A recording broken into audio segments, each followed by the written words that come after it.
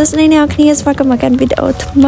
យីតើឥឡូវនេះគឺថាមកទឹកចេញមួយហ្មងហើយអ្នកគ្នាភ្លេចមកគ្រាន់ចឹងទៅអាសាចេញបន្តិចចេះអ្នកគ្នាអ្នកគាត់ប្រឡងបាក់ដប់ថ្ងៃទី10ហ្នឹងជូនពរឲ្យជាប់ទាំងអស់គ្នាណាត្រឡប់មកវីដេអូខ្ញុំវិញគឺថ្ងៃនេះខ្ញុំចង់ធ្វើគៀវញ៉ាំខ្លួនឯងនៅផ្ទះហើយនិយាយទៅធ្វើដោយដៃហ្មងចាលើកទី1របស់ខ្ញុំអ្នកគ្នាខ្ញុំមិនដែរមកធ្វើគៀវខ្ចប់គៀវអីទេប៉ុន្តែចាំមើលទាំងអស់គ្នាថាខ្ញុំខ្ចប់គៀវលើកដំបូងរបស់ខ្ញុំនឹងស្អាតប៉ុណ្ណាតែបើទៅខ្ញុំបាន post រូបដែលខ្ញុំបានធ្វើគៀវនឹងហើយនៅលើ Facebook page របស់ខ្ញុំប៉ុន្តែនេះគឺជាវីដេអូពេញហ្មងដំបូងហ្នឹងខ្ញុំបានទៅផ្សារលាគីអ្នកគ្នាដើម្បីទិញគ្រឿងផ្សំតិចតួចចឹងទៅចង់ធ្វើបែបលឿនៗចឹងទៅយើងទៅកន្លែងហ្នឹងទៅគេមានសាច់ច្រាមមានអីហ្នឹងទៅយើងគ្រាន់តែយកមកដល់យើងលាយគ្រឿងតិចតួចហើយហ្មងអ្នកគ្នាអត់ចាំបាច់ប្រមាថត្រូវច្រាមទៅអីយូរទេឥឡូវមកដល់ផ្ទះវិញហើយ unboxing អ្នកគ្នាថានៅក្នុងថងលាគីនេះខ្ញុំបានទិញអីគេខ្លះចឹង first thing first ហ្នឹងគឺខ្ញុំបានទិញជាមួយនឹងសាច់ជ្រូកច្រាមហើយអានេះដូចជា500ក្រាមអ្នកគ្នាទៅធ្វើនេះអត់អស់លុយច្រើនណាអ្នកគ្នានិយាយទៅចំណាយតិចខ្លាំងមែនតើហ្មងតែមកទីខ្ញុំមានជាមួយនឹងស្លឹកខ្ទឹមធ្វើគៀវអត់ស្លឹកខ្ទឹមមិនកើតនេះរបស់ដែលចាំបាច់ជាងគេហ្នឹងគឺសបកគៀវហើយសបកគៀវនេះគឺខ្ញុំយកពីប្រភេទមកព្រោះខ្ញុំមិនដឹងថាត្រូវយកមួយណាអញ្ចឹងទៅយកទាំងពីរហ្មងទៅអាមូលហើយនិងអាឆុងហើយអាមូលហ្នឹងគឺវាសបកស្ដើងអាឆុងសបកខែហើយនេះគឺជាអ្វីដែលខ្ញុំបានទិញហ្នឹងសរុបទាំងអស់$4.73សេនទេអ្នកគ្នាទៅធូរមែនតើហ្មងញ៉ាំឡើង2 3ថ្ងៃឥឡូវនេះមក show outfit ដល់អ្នកគ្នាមើលម្ដងចានេះសាច់ធ្វើម្ហូបសាច់ទៅឡើងផ្សារណាស្ទៀវយកនេះចានិយាយទៅ outfit មួយនេះទាំងអាវទាំងខោសាច់ក្បាត់អីហ្នឹងអ្នកគ្នាអាចរកទិញបាននៅសាកាត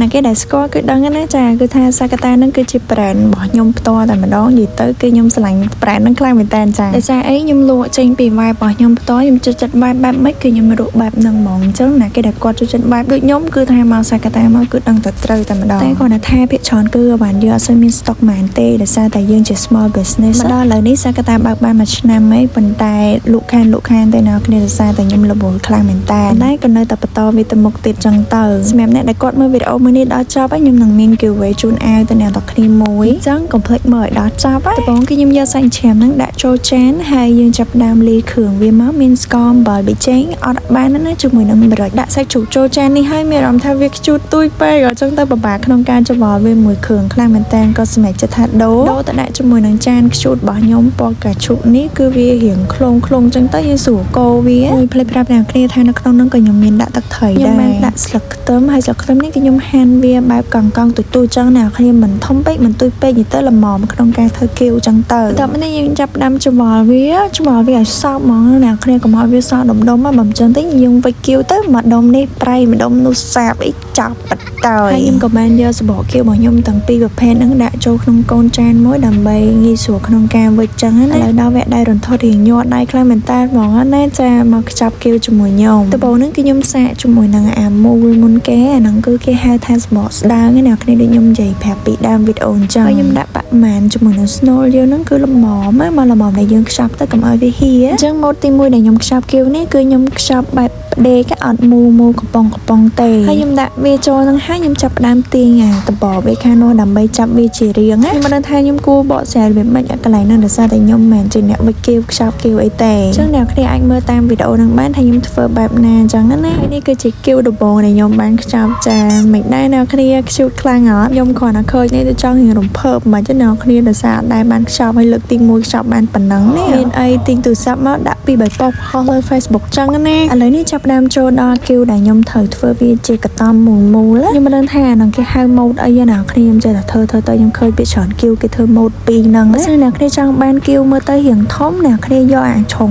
យកមកធ្វើរៀងឃើញធំណាបើសិនអ្នកគ្នាយកអាមូលយកមកធ្វើអាម៉ូតនេះវារៀងឃើញទូចប៉ុន្តែវាស្អាតវាខ្ជូតដូចគ្នានិយាយទៅរបៀបអត់មានខុសគ្នាអីហ្មងទេយើងដាក់ Snow លីចូលមកធម្មតាចឹងទៅគ្រាន់តែយើងចាប់វាក៏វុយឡើងទៅលើដូចធ្វើនំប៉ាវណាគ្នាអូយខ្ញុំបបាប្រយោជន៍មែនតើអ្នកគ្នាអាចមើលតាមវីដេអូហ្នឹងចឹងណាធ្វើគៀវនេះគឺថាធ្វើបែបស្លន់មកអ្នកគ្នាគ្រាន់តែមើល TikTok អីបន្តិចគឺថាទិញយកមកធ្វើហ្មងអញ្ចឹងទៅអត់មានបានទៅឆែកមើលថានឹងគេហៅក្បាច់អីឬក៏ក្បាច់អីយើងត្រូវចាប់មិនអីទេដំបូងហ្នឹងគឺខ្ញុំអត់មានបានចង់ធ្វើអាកតំហ្នឹងទេណាខ្ញុំចង់ធ្វើអារៀបប៉ុន្តែពេលហ្នឹងមិនដឹងថាម៉េចដៃនឹងវាចេះតែចាប់ទៅចេញអាកតំហ្នឹងអញ្ចឹងទៅដល់អញ្ចឹងនឹងថានិយាយប្រាប់អ្នកគ្នាថាម៉េចពីរបៀបធ្វើបើអ្នកធ្វើនេះចេះតែធ្វើទៅដែរហ្នឹងនេះគឺខ្ញុំយកមកប្រៀបធៀបគ្នាថាពីរហ្នឹងមើលទៅមួយណាខ្ជូតជាងអីជាងអញ្ចឹងណាចាជាក់ស្ដែងគឺថាខ្ជូតទាំងពីរសម្រាប់គៀវនេះគឺខ្ញុំមានកម្រងក្នុងការជៀនហងហើយស្ងោរដែរអ្នកគ្នាគេចង់មែនតើហ្មងគេយកចំហុយប៉ុន្តែដោយសារផ្ទះខ្ញុំនេះអត់មានប្រដាប់ចំហុយទេអញ្ចឹងទៅក៏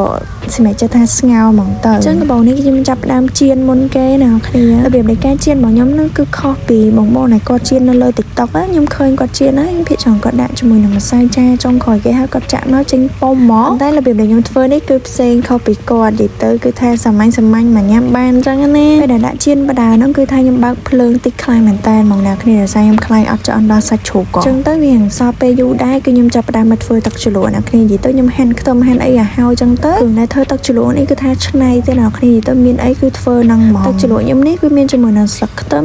ក្រហមម្ទេសហើយជាមួយនឹងខ្ទឹមសហើយខ្ញុំដាក់លាយវាជាមួយនឹងទឹកស៊ីអ៊ីវអំបិលស្ករប៊ីចេងហើយនឹងទឹកថយដែរអ្នកគ្នាទឹកស៊ីអ៊ីវហ្នឹងគឺខ្ញុំដាក់ឲ្យច្រើនហ្មងអ្នកគ្នាទៅទឹកស៊ីអ៊ីវនេះគឺខ្ញុំប្រើអាធម្មតាទេមិនមែនទឹកស៊ីអ៊ីវជូរក៏មានទឹកស៊ីអ៊ីវចិនអីដែរនិយាយទៅនៅផ្ទះមានអីគឺខ្ញុំឆ្នៃហ្នឹងហ្មងបន្តមកទៀតគឺខ្ញុំចាប់ផ្ដើមយកទឹកស៊ុបដែលខ្ញុំបានស្ងោរគៀវហ្នឹងណាគឺខ្ញុំយកវាមកដាក់ជាមួយនឹងទឹកជ្រលក់ខ្ញុំមកគឺថាឆ្ងាញ់ហ្មងអ្នកគ្នាបញ្ជាក់ទឹកស្ងោរគៀវហ្នឹងគឺត្រូវឲ្យពុះខ្លាំងមែនតើហ្មងដើម្បីឲ្យវារៀងទន់ជាមួយនឹងស្លឹកខ្ទឹមហើយនឹងខ្ទឹមក្រហមរបស់យើងដើម្បីញ៉ាំទៅកុំឲ្យវាឈឺពោះហ្នឹងអ្នកគ្នាបើអ្នកគ្នាអត់ចង់ដូចខ្ញុំទេគឺអ្នកគ្នាអាចដាក់ឆ្នាំងហើយដាក់ទឹកជ្រលក់ហ្នឹងក្តៅលើភ្លើងហ្មងបានដើម្បីប្រកាសថាវាឆ្អិនអញ្ចឹងអ្នកគ្នាដល់ពេលដែលខ្ញុំបានដាក់ស្ងោរគៀវហ្នឹងគឺខ្ញុំបានដាក់អំបិលបន្តិចដែរនិយាយទៅគៀវជៀនហើយនឹងគៀវស្ងោររបស់ខ្ញុំនេះគឺខ្ញុំញ៉ាំជាមួយនឹងទឹកជ្រលក់តែមួយឯងគ្រាន់តែថារបៀបញ៉ាំគឺខុសគ្នាជៀននេះគឺខ្ញុំយកវាមកជ្រលក់ជាមួយនឹងទឹកហ្នឹងទៅហើយដល់ពេលអាស្ងោរហ្នឹងគឺខ្ញុំដាក់លាយចូលជាមួយនឹងទឹកជ្រលក់យើងហ្មងសម្រាប់ខ្ញុំពីនេះជៀនគឺវារៀងតែល្អតែដល់ពេលស្ងោរឆ្ងាញ់ខ្លាំងមែនតើហ្មងអ្នកគ្នានិយាយទៅឆ្ងាញ់ខ្លាំងគៀវនេះគឺខ្ញុំធ្វើបែបខ្ញុំហ្មងអ្នកគ្នាអញ្ចឹងទៅគឺវាអត់មានអារម្មណ៍ថាពិបាកញ៉ាំអីទេអញ្ចឹងខ្ញុំនឹងមានកម្រងក្នុងការធ្វើគៀវខ្ចប់នេះនៅថ្ងៃមុខទៀតចាដោយសារតែឆ្ងាញ់ខ្លាំងមែនតើមិនអួតដោយសារខ្លួនឯងអ្នកធ្វើណាឆ្ងាញ់មែនតើណាអ្នកគ្នាអាចសាកបានឥឡូវនេះបកមកលេង giveaway ជាមួយខ្ញុំវិញសម្រាប់អ្នកគេដែលគាត់ follow ជាមួយនឹង platform របស់ Sakata ក៏ platform ទាំងអស់នេះទាំង Facebook page Instagram ហើយនិង TikTok តាមតែអ្នកគ្នា screenshot ហើយ comment នៅក្នុងវីដេអូមួយនេះ and then complete share វីដេអូមួយនេះជា public ផងនេះគឺជាដែលខ្ញុំលេង giveaway នៅក្នុងវីដេអូមួយហ្នឹង SM ពាក់បានហើយបើអ្នកគ្នាទៅទិញនៅក្រៅក៏7 3រៀលដែរនៅពេលដែលអ្នកគ្នាធ្វើគ្រប់លក្ខខណ្ឌហើយគឺខ្ញុំនឹងយកឈ្មោះអ្នកគ្នាដាក់ចូលទៅក្នុង spinning wheel ហើយខ្ញុំនឹងចាប់រកអ្នកឈ្នះហ្នឹងនៅថ្ងៃទី15 ខែ 8 ហ្នឹងអញ្ចឹងវីដេអូមួយនេះគឺមានតែប៉ុណ្្នឹងទេអ្នកគ្នា bye guys see you guys in the next video